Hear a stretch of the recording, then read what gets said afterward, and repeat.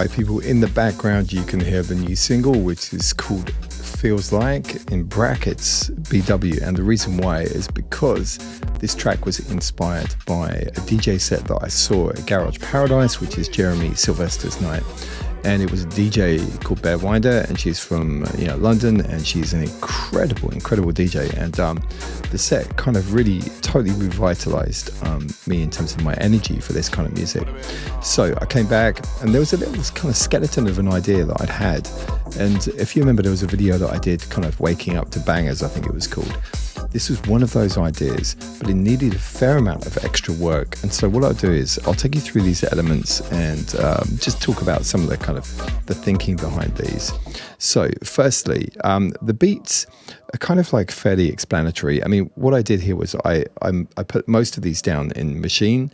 So these were exported as audio. So if we zoom in, you can see that. So these individual elements, with the exception of the kick. Now, the kick was changed pretty much at the last minute, and this is being triggered.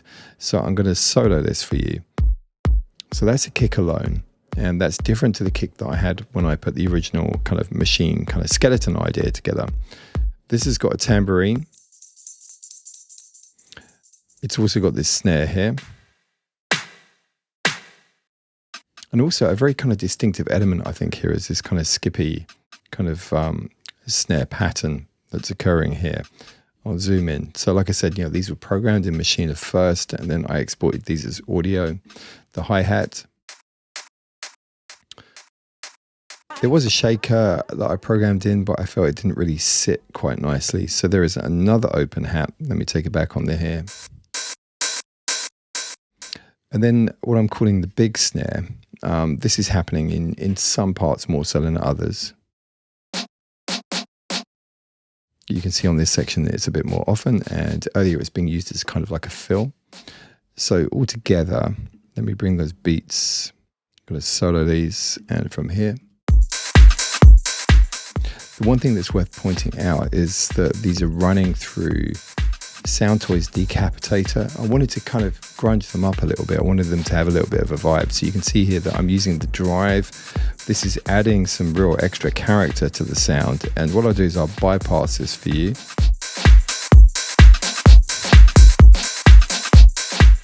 And then it's back engaged again. Let me switch it a couple of times for you. That's not the best point actually to do that, because it's got to another section. Let's go back where it's full on again. So I'm going to bypass the effect again. And we're going to turn it on again.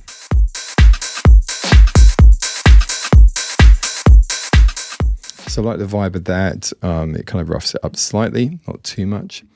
So the musical elements, now on the original kind of Machine idea, these were bounced out as audio, and the most, I think, critical parts of these two, I'm going to solo these for you now.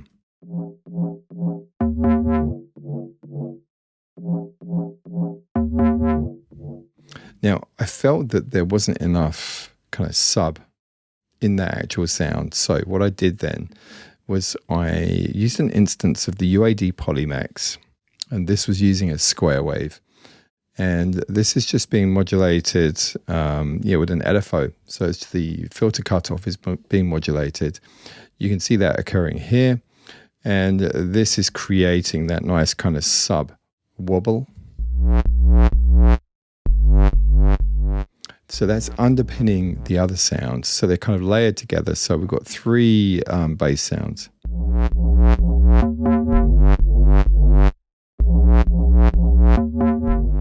This is very much a bassline track, right?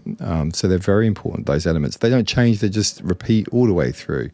But the structure allows for the variation. So yeah, you can see there are a couple of gaps, and there's something else that happens in those points. So as well as the bass, there are some other musical elements.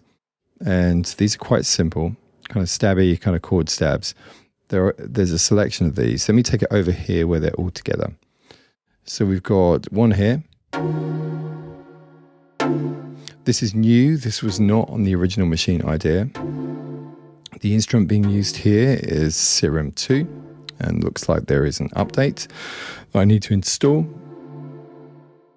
Now, Serum is something that is not necessarily associated with this kind of a sound, but I do love the sound of Serum. And there was a new free update that was released recently. I do love this thing. So this is a patch. You can see here Butter Smooth Poly. It's running through the chord device to create multiple notes from the one. You know, you can see here that there is just literally one note being played, but it's being multiplied by using the chord device. So you can see that here. So I got -10, +4, +5, +9. So that creates that vibe. So that's there. And then also the original chord samples from the machine. So you can see that they're rendered as audio. Another one here. And what these are doing is kind of like a call and response in between, interacting with each other. And then there's the organ, which is very characteristic.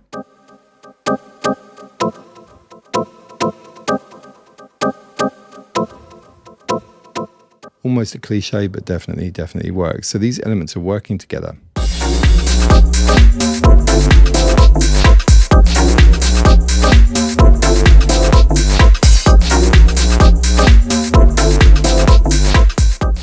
There's another Serum instrument coming up. I'll solo that for you. It's a nice chord. The patch I'm using for that inside Serum is the classic synth strings. And there are some really great string presets in this track. In Serum too. Okay, so I think they've done a great job of that. A few other kind of little effects and stuff going on here, but you can hear what we're doing there is going into almost kind of like a two-step section. So the programming is a bit different. I do actually have a little drum loop here actually, which is layered quite lightly, and it's from Scott Diaz's GarageMate compilation of samples. Yeah, it's a fantastic sample pack. It's been used a lot. I just wanted to get a two-step vibe up and running quickly, and I tried to build my own thing on top. Tried to switch it out, but as is common, you know, you get kind of attached to these things. So it's there. So shout out to Scott Diaz. Hope you're doing well, man. Quality sample pack creator as well as a quality producer. So let's have a listen to this section now. I've soloed something somewhere, haven't I? Let me take this away. Here we go. Let me come back.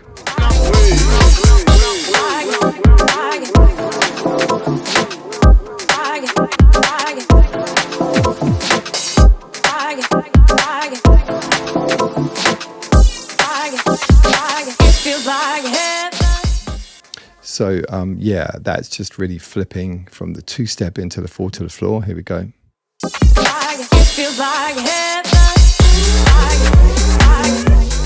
And yes, it's a bit of a cheat having a siren, but it works, you know, that's for sure. So the siren was part of the original idea on Machine, and so that was from the original kind of origins of this. But like I said, it was a sketch, but was really truly inspired, for me to complete it and add the new elements that turned it into the track that it is. Trying to think if there's anything else that's new here. Because as you know, it's very common, you know, when you have these arrangements, you don't necessarily have to create brand new musical elements. You can reuse the existing ones. I did have an ARP coming in that I ended up just not even using, but there is a string you can see that's coming with automation. So it's a very classic kind of high string. It feels like heaven. It feels like heaven. This is being moved around by the auto pan, so it's creating that kind of ducking kind of vibe. You can see that here. And there is another synth over here. There's another pad. Another instance, in fact, of the Polymax synth from UAD, which I believe may still be free. There was a period of time they were offering for free. If it's not, you missed out. It's a great synth. I got it in a bundle and I use it a lot as a kind of simple analog synth. It's great. So that is providing those chords there. Let me just solo these just in case you missed those.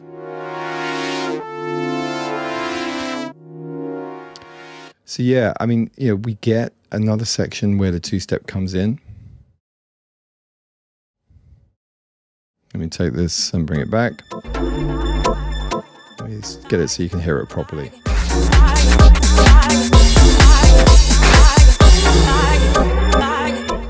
So the vibe's a bit different here.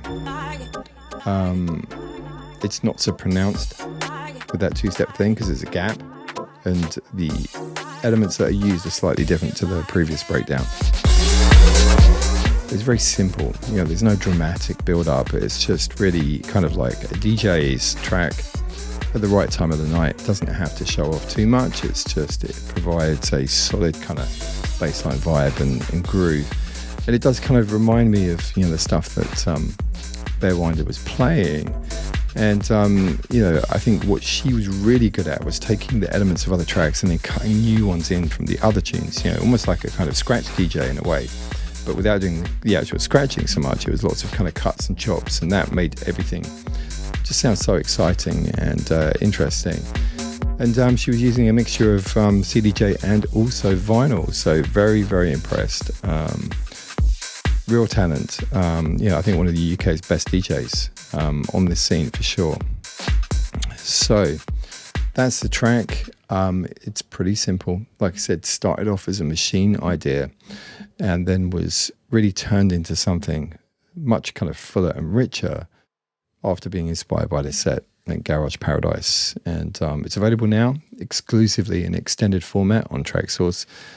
Available everywhere else in a radio edit as kind of like for the streaming and all that kind of stuff. And yeah, that's it. All right.